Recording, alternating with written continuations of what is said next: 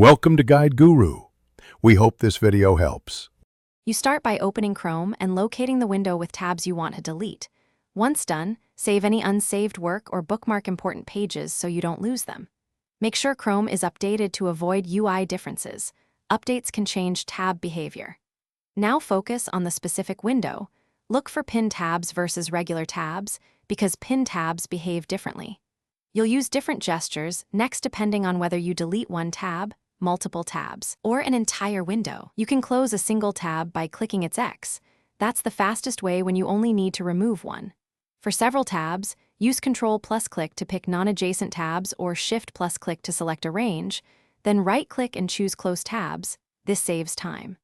Once done, use the tab context menu for close tabs to the right or close other tabs to clean up quickly.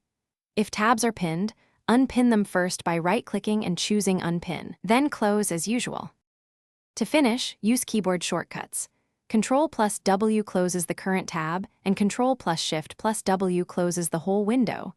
This is faster if you're cleaning up many tabs. If you accidentally delete something, reopen the last closed tab with Ctrl+Shift+T or Visit History to restore multiple tabs.